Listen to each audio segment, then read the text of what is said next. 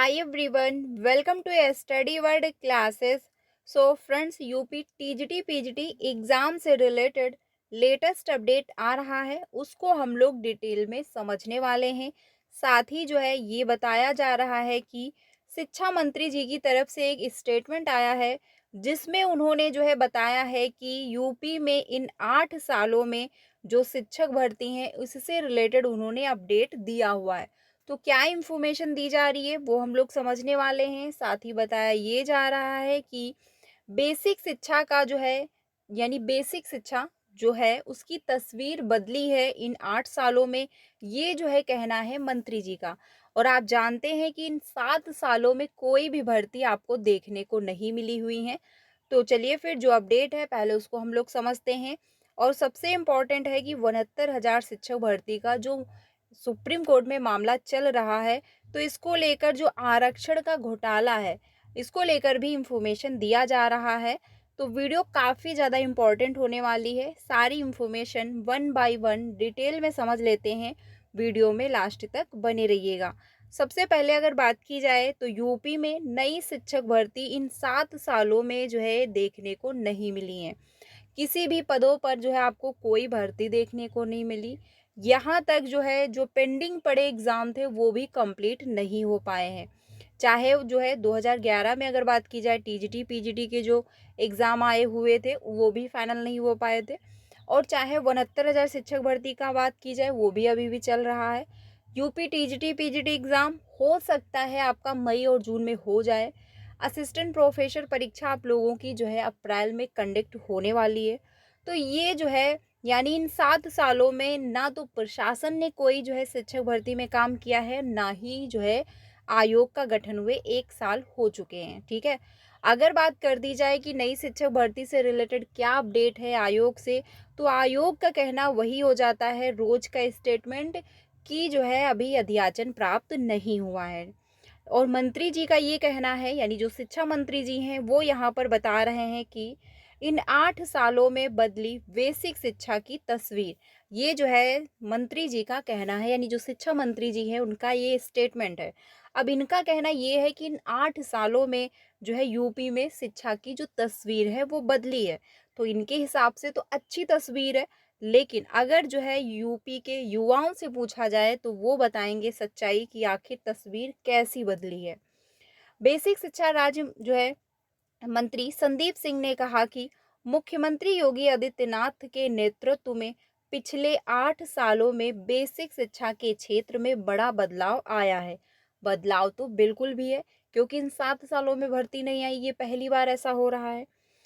AI आधारित जो है डिजिटल लर्निंग को जो है बढ़ावा दिया जा रहा है। वाह। 1,35,000 स्कूलों का जो है कायाकल्प किया गया है। तो बहुत से स्कूल क्लोज भी कर दिए गए हैं। और बहुत से ऐसे जो है स्कूल हैं जहाँ पर ओनली एक टीचर है, सिर्फ शिक्षा मित्र हैं। बहुत से ऐसे विद्यालय हैं जहाँ पर टीचर ही नहीं है। और मंत्री जी का कहना है कि काया पलट दी गई है। संदीप सिंह ने कहा कि जो है शिक्षा केवल ज्ञान का प्रकाश नहीं, भविष्य का आधार है। मतलब पता है मंत्री जी को कि शिक्षा केवल ज्ञान का प्रकाश ही नहीं बल्कि भविष्य का आधार भी है। इसी वजह से यूपी के जितने युवा हैं जिन्होंने भी इतनी मेहनत से डिग्री हासिल की हुई है, आज वो बेरोजगार घूम रहे हैं। बच्चों को शिक्षा की जो है धारा से जोड़ने के लिए मुख्यमंत्री योगी ने स्कूल चलो अभियान शुरू किया है। ये एक नया इनका जो है ट्रेंड है कि जो है स्कूल चलो अभियान एक जो है स्टार्ट किया गया है, जिसमें टीचर जो हैं पेरेंट्स से मिलेंगे, उनको जागरूक करेंगे कि बच्चों को आप स्कूल भेजिए। जहाँ पर एक भी टीचर नहीं है, बच्चा जाए आराम से, जो मिड डे मील जो खाना मिलता है वो खाए और अपने घर वापस आ जाए। यह शिक्षा के प्रति जो है लिए गए संकल्प, समर्पण व सतत जो है प्रयास हैं।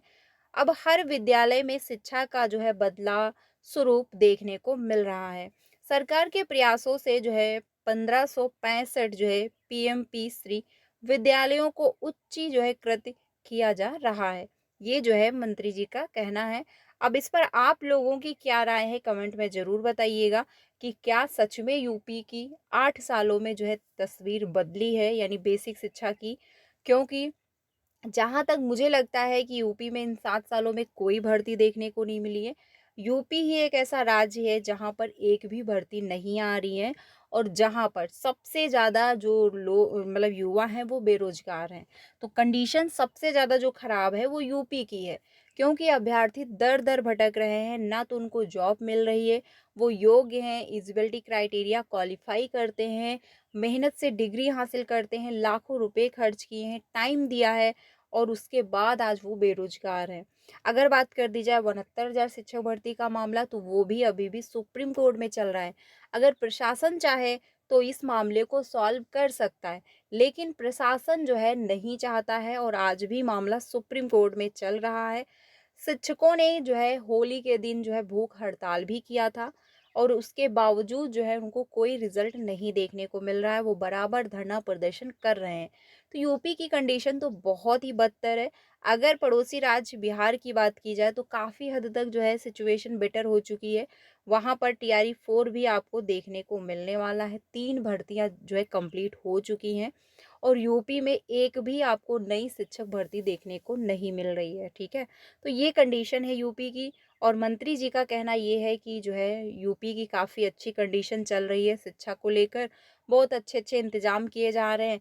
स्कूल चलो अभियान भी शुरू हो चुका है जिसके तहत बच्चे स्कूल में और आएँगे। तो ये सारे जो है स्टेटमेंट इनके द्वारा दिए गए हैं। अब आप लोगों की क्या राय है इस पर कमेंट में ज़रूर बताइएगा, क्योंकि आप लोगों की राय भी काफ़ी इम्पोर्टेंट है।